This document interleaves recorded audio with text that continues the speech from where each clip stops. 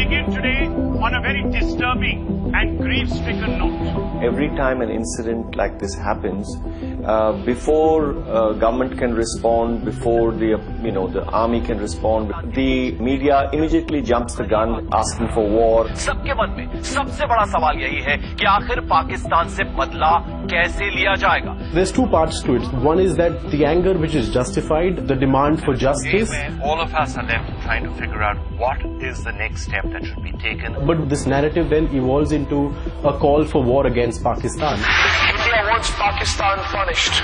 And like you, I also want Pakistan punished. There's no denying where the demand for justice comes from, or the news value of the story. On the 14th of February, an SUV packed with explosives rammed into a convoy carrying Indian soldiers and detonated. It was the deadliest peacetime attack on the armed forces since India won its independence in 1947. The coverage on 24-hour news channels has been wall-to-wall, which is editorially defensible, but it often descends into unjournalistic ranting, especially during prime time. There are anchors calling for war.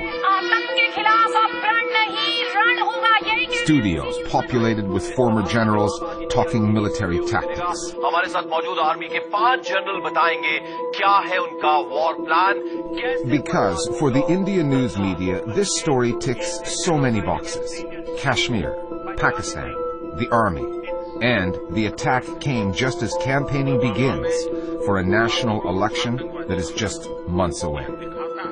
The attack has provoked a kind of, first of all, a national outpouring of grief on mainstream media channels and the spewing of lots of venom against various targets, particularly against Pakistan, but also against Kashmiris.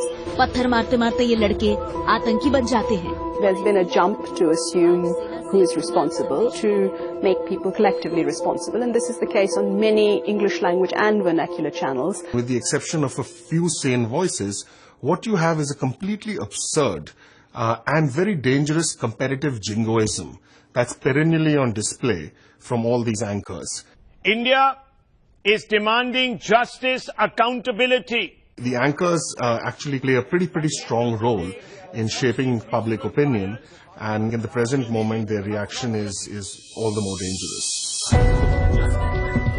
What makes Indian news channels unique is that there are so many of them, far more than any other country. India's media boom began in 1998, and news channels have since seen growth that is exponential.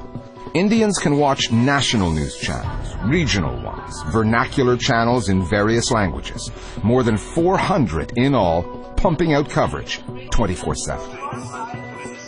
The competition for viewers has an intensity like nowhere else. Many anchors feel the need to shout louder, more radically, just to be heard, seen, and clicked upon. And as political debate in India has grown more polarized, often over Prime Minister Modi's brand of Hindu nationalism, TV output has grown more debased. When that kind of coverage is fed into the Indian social media messaging machine, the effect can be dangerous. One of the anchors on a very popular debate, a primetime debate, actually said that you are either for or against the nation. You will be marked out if you're against the nation. And that's the same kind of rhetoric that I'm also noticing on social media. So it's interesting how social media and television have actually, at least some news channels have actually been hand in hand when it comes to setting the narrative for the current mood.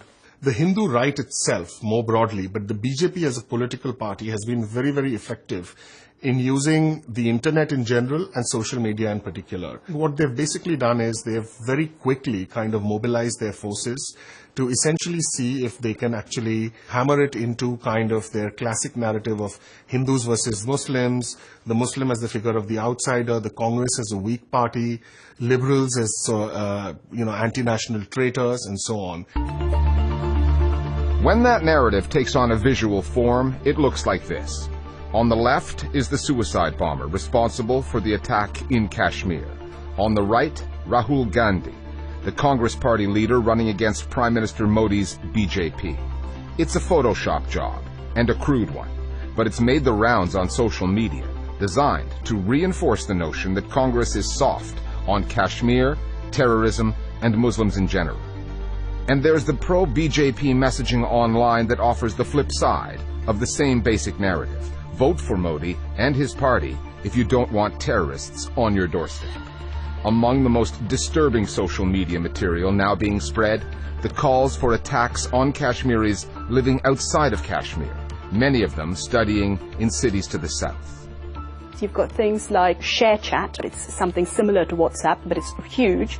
And you've also got TikTok. You can make a 15-second video, and in these 15-second videos, people have been saying, come on, let's go out and get them. The single most disturbing aspect is the attacks on Kashmiri students. These attacks have been fanned by this kind of hysteria. Ironically, it's a government-sponsored scheme which is meant to draw Kashmiri students into the so-called mainstream of India. But these are the students who are now being attacked. Between WhatsApp, TikTok, ShareChat, Line, and Hike, India is awash with social media and messaging apps. There are 200 million users on WhatsApp alone, making the country the app's largest domestic market. And when WhatsApp changed its rules recently, placing new limits on the forwarding of group messages, it did so after first field testing those changes in India, an implicit admission of the social and political problems WhatsApp has exacerbated there. With elections coming and the BJP leading the way, all parties now want to make the most of the apps at their disposal. And they're doing so without voters necessarily realizing they're being played, whose messages they're reading.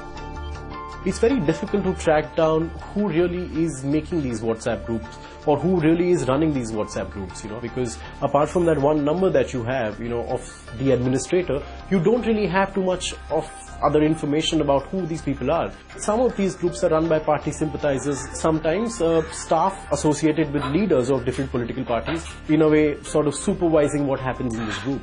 But the two big national parties, the Congress and the BJP, have both very actively made efforts to try and grow their base on WhatsApp. WhatsApp has become really, really crucial, but it's only crucial in a particular context. And that context is a mainstream media which does not always do the job that it should be doing, partly through fear, partly through pressure, and partly through political allegiance.